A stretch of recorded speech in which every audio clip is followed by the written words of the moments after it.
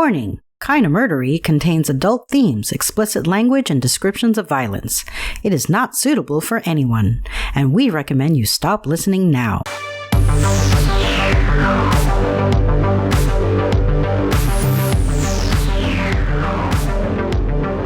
True crime with a dash of the paranormal, the garish, the strange, and the darkly comic. I'm Zevin Odelberg, host of Kinda Murdery, a podcast that's about more than just murder. It's my very own pocket dimension, home to a curated collection of bizarre and compelling stories. The unsolved, the unsettling, and the unbelievable. I cover it all, just so long as it's kinda murdery. Just like it says on your calendar, welcome to a brand new year, ladies and gentlemen. It is 2024, and just like it says in the intro, it's all true. I am Zevin Odelberg, and this is Kinda Murdery. Thank you for deciding to be here. I've got quite a story for you today. It's a heist story from the 1990s about a real-life Thomas Crown, the Venetian Danny Ocean, if you will. An honest-to-God high-class cat burglar, what is sometimes referred to as a second-story man. A story of family, mafia, vengeance, priceless artifacts, and just a little bit of fun. If that piques your interest, won't you please join me as we uncover what truths we can and solve what mysteries we may. Kinda Murderies, the Daylight Cat Burglar, Pipino and the Madonna Bambino starts now.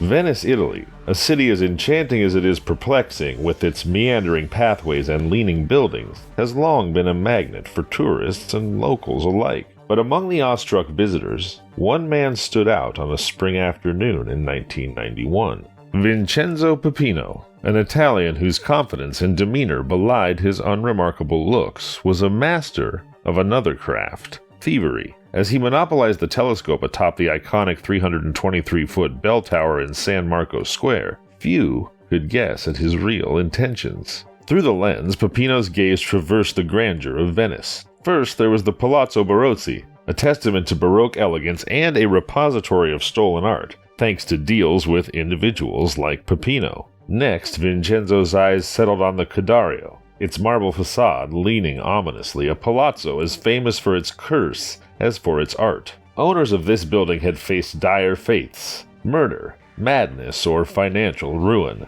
I suppose you could say that the Cadareo is kinda murdery. But it was another location that captured Pipino's keen interest, a centuries-old palazzo across the Grand Canal, a testament to the opulence of its owner, Raoul Gardini, one of Italy's wealthiest men.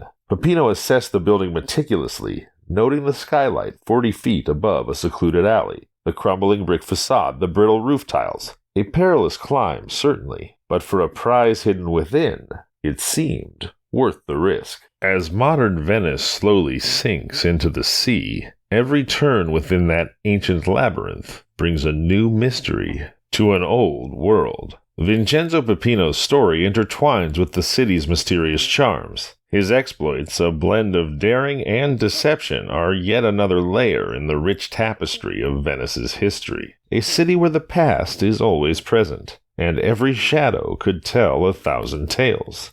And in the shadowed heart of Venice, a place where ancient violence, blood, and conspiracy whispers from every corner, Vincenzo Pipino, clad in his unmistakable style, a red velvet suit and white shoes, or a white checkered jacket with a black tie, embarked on his most audacious endeavor. His destination? The Gardini Palazzo, a fortress of wealth hidden amidst a maze of narrow alleys. As Pipino navigated the winding pathways, they led him to an alley so constricted it seemed to close in around him. There, the tall lacquered doors with their exotic bronze figurines stood as silent witnesses to his approach. The back interest of the Gardini Palazzo loomed before him, its black door an unspoken challenge. The unanswered doorbell echoed in the quiet alley, a squawking harbinger of the risk to come. Behind Pipino, Claudio, a friend and accomplice, stood watch. Claudio had exceptionally sharp eyes, but he was deaf, and his impaired hearing was a notable vulnerability any time Vincenzo chose to work with him. Yet, in the world of clandestine activities, trust outweighs perfection, and Claudio was a trusted ally. Their silent communication, a dance of waves and thumbs up, punctuated the tension of the moment. Then, the climb began. Although Pipino was a seasoned veteran in navigating the treacherous facades of Venice's palaces, here he faced a new adversary, time, and its toll on the city architecture. The salt water from the Adriatic had been unkind to the brickwork, leaving it fragile and treacherous. With each precarious grip and step, he inched closer to his goal, 40 feet above. Disaster struck momentarily as a brick crumbled under his weight, sending shards tumbling to the cobblestones below. The sound of the brick's descent was a stark reminder of the stakes. A fall from this height would not be forgiving. But experience and resolve steadied his hand. Pipino had faced the wrath of rusted rainspouts and decaying shutters for over 30 years. To him, the risk was a familiar companion. With a deep breath, he steadied himself, refocused on the climb, and ascended further into the heights of Venice's secrets. Each move brought him closer to the Gardini Palazzo's treasures, each step a dance with danger. In the city of masks and mysteries, Pipino was both a spectator and a player, weaving his own story into the fabric of Venetian lore. In post-World War II Venice, a city of enchantment and decay, the lives of the Pipino brothers, Vincenzo and Alfredo, unfolded like a tale of two paths diverging, although this time not in the woods as Robert Frost would have it, but rather in an ancient, urban setting, a city famed for high art, murder, conspiracy, Machiavelli, and, of course, the Medicis. Vincenzo, the eldest of 5, found the maze of alleys and canals a playground for his daring spirit. His escapades, leading his siblings on adventurous exploits, echoed the vibrant heart of Venice, from swimming in the canals to reveling in the city's festive fervor, like the Festa del Redentore with its boat-bridged path to distant islands. Yet, beneath the city's magic, the scars of war and economic strife cast long shadows over the Pipino household. Their father, a ferryboat captain, struggled to feed his family, pushing young Vincenzo towards a life of petty theft. He became a familiar, mischievous figure in Piazza San Marco, pilfering croissants and darting through clusters of pigeons, with the police hot on his heels. These pursuits were more than just survival. They were a dance with the adrenaline of the chase set against the backdrop of Café Florian's waltzes. Brother Alfredo, in contrast, was drawn to a different kind of enchantment. A beggar's magic trick ignited a passion for illusion in him. Magic became Alfredo's way to escape, a way to master the city not through physical feats, but through the art of deception. While the family embraced Alfredo's magical pursuits, they frowned upon Vincenzo's thievery. Desperate to reform Vincenzo and his increasingly felonious hobbies, their mother conjured the tale of Gamba de Oro, a ghostly punisher meant to deter Vincenzo's nocturnal activities. Gamba de Oro, or the Golden Leg, a phantom born of a mother's concern, haunted both brothers, instilling a deep fear of darkness and the supernatural. In fact, fear of the nighttime vengeance of the Golden Leg inadvertently honed Vincenzo's skills. He adapted to operate in daylight, mastering the art of scaling buildings to avoid the haunted stairwell. His reputation as an expert climber grew. As the brothers got older, their paths reflected their distinct choices. Alfredo, embracing his role as a magician, honed his craft in sleight of hand, while Vincenzo's path veered deeper into the world of thievery. Both gifted in deception, their talents manifested in sharply contrasting ways. Alfredo saw himself destined for the stage, a magician in the truest sense, while Vincenzo embraced his identity as a thief, a role he seemed born to play. In the epic artwork that is Venice's storied streets, the brothers' lives wove together tales of magic and mischief, reflecting the dual nature of a city where beauty and decay, honesty and deceit, existed side by side. And now back to that spring afternoon in 1991, as Vincenzo Pipino, a master of his craft at age 47, navigated the precarious rooftop of the Gardini Palazzo. He did so with a mix of caution and seasoned skill. Every step was measured, avoiding the weak points that could send a shower of red and brown clay tiles crashing down the ancient walls of Venice. Once inside the palazzo, after easily bypassing the locked windows, Pipino was in his element, moving through the darkness with the confidence of a man who had spent a lifetime perfecting his craft. In the absence of his usual pigeon trick to detect motion sensors, Pipino relied on the proximity of the bustling Campo San Barnaba as his cover. In the alleyway, Claudio, his hard-of-hearing accomplice, was momentarily unresponsive to Pipino's attempts at getting his attention. Vincenzo had to grab Claudio's arm in order to make the other man realize he was there. Startled, Claudio exclaimed, "Madonna!" Pipino quickly hushed him, and then they were both inside. Claudio was uncomfortable with the daylight streaming through the windows. "We should be doing this at night." But Pipino was unfazed, replying firmly, "If you want to work at night, you can work with someone else." You see, Vincenzo Pipino's childhood spent living in fear of the Gamba d'Oro, the golden leg that would come to punish him for his chicanery, meant that even in middle age, he remained, resolutely, a truly rare and endangered species. The daylight cat burglar. Back to inside the Gardini Palazzo and the heist currently in progress. Pipino's quest for luxury led him straight to the bedrooms, bypassing the immediate riches of the dining room. His search was thorough and respectful. He discovered and carefully replaced intimate photos of Gardini's wife. This was in line with his personal code of conduct. No violence, no blackmail, and an aversion to unnecessary mess. In one of the rooms, Pipino's eyes lit up upon finding a blue cashmere sweater. Trying it on, he found it a perfect fit, a small personal victory amidst the heist. Claudio, meanwhile, was more pragmatic in his approach, grabbing a golden Montblanc pen. Pipino's response to this was characteristic, a blend of aesthetics and ethics. No, he stopped Claudio, asserting, "The pen is hideous." Claudio, accustomed to Pipino's standards, pocketed the pen regardless and moved on. Pipino, meanwhile, turned his attention to the artwork and then to a collection of silverware. The craftsmanship of the silverware, marked with a small lion's head indicative of master Venetian craftsmen, caught his eye. Claudio was puzzled by Pipino's interest in the silverware, but Pipino explained, "If you don't take them, it's a sin," and highlighted their value. Plus, they're worth about 10 million lira. That was around $8,000 in 1991, making them some pretty pricey forks and knives. Vincenzo and Claudio's haul included not just valuables, but also sentimental items,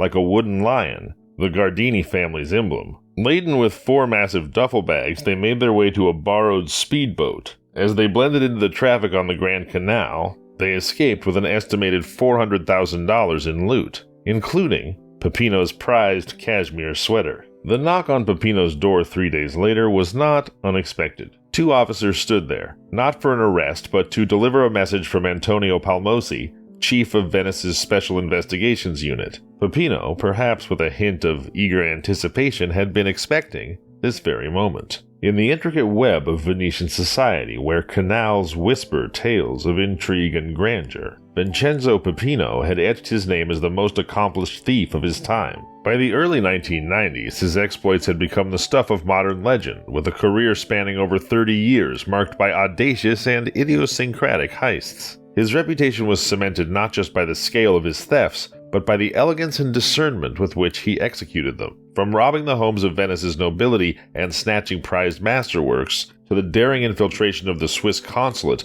for a hefty 150 million lira, Pipino's adventures read like the chapters of a thrilling novel. His criminal accomplishments were diverse and sometimes bordered on the whimsical. He robbed none other than Cary Grant, the iconic actor known for portraying a master thief himself, and even liberated a despondent gorilla from a zoo in Rome, driven by a pang of sympathy. His audacity knew no bounds. He even committed a high-stakes robbery of the Venice casino. Each of these feats contributed to his growing status as a local legend. Pipino's philosophy was simple yet profound. The ostentation of the aristocracy was a magnet for thieves like him, but in a twist of irony proving that no one knows for sure exactly who is going to be a high-class tastemaker, some of the victims of Pipino's burglaries considered it an honor to have been chosen by such a discerning thief, seeing it as a validation of their good taste. Pipino saw his actions as a tax of sorts, a price the wealthy paid for the privilege of displaying their affluence so shamelessly.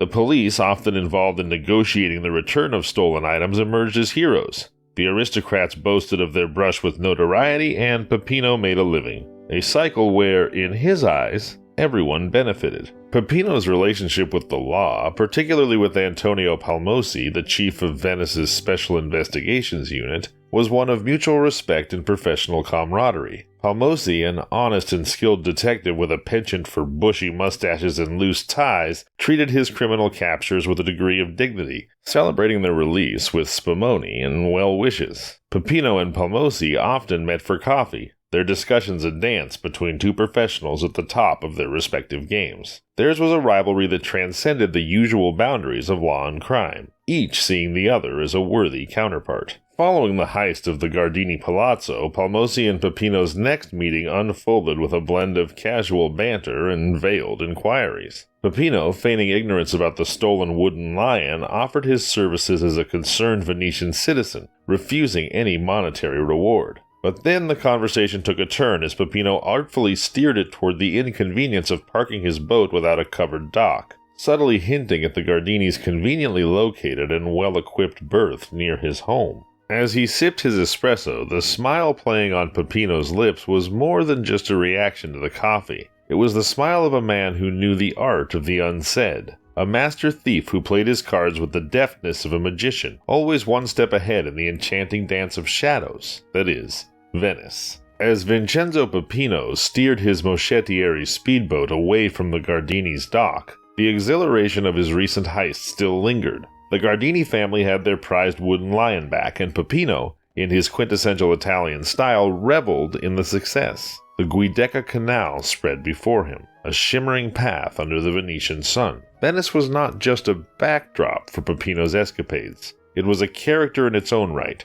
its beauty and mystique fueling each of his clandestine endeavors. As he tied up his boat near Piazza San Marco, Pipino's mind was already on his next venture. The Marciano Library, with its treasure trove of manuscripts detailing the lives of Venetian aristocrats and their art, was more than a place of learning for him. It was a gateway to understanding his targets, a source of inspiration for future heists. However, his plans for a quiet day at the library were abruptly interrupted by Andrea Zamadio, a known associate of the notorious Mala del Brenta, the Venetian mafia. This encounter signaled trouble. Zamadio's connection to Felice Maniero, the feared and unpredictable leader of the Mala del Brenta, known as Faccia d'Angelo, meant that any request coming from him carried a dangerous weight. Maniero, a complex figure with a charming demeanor that masked his ruthless nature, had proved to be a constant challenge for law enforcement. His dramatic escapes from prison and lavish lifestyle, including a red Ferrari reminiscent of Magnum PI,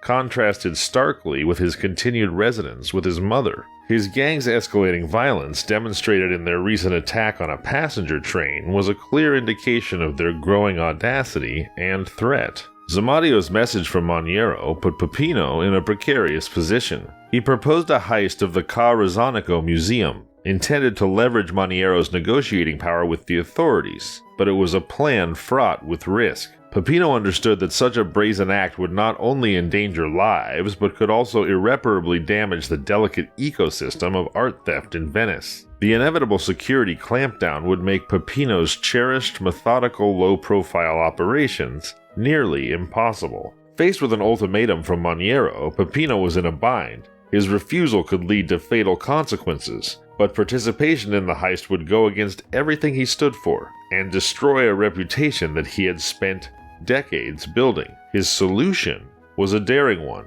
to carry out a theft so sensational that it would capture global attention, yet do it alone, maintaining control and minimizing the risks associated with Maniero's more heavy-handed approach. Meeting with Roby, one of Maniero's trusted lieutenants, in the secluded privacy of a cornfield, Pipino laid out his plan. He would secure a valuable piece of art independently, guaranteeing worldwide news coverage. This approach, while audacious, was more in line with Pipino's style and expertise. It was a gamble, but one that Pipino was willing to take to preserve his way of life and the artful subtlety of his craft. As Roby accepted the proposal, the stage was set for one of Pipino's most daring exploits yet, the details of which would soon unfold in the headlines. And if you'd like to find out just what those details are, please do rejoin me this Sunday for The Daylight Cat Burglar, Pipino, and the Madonna Bambino, Part 2. As always, I appreciate you choosing to spend your time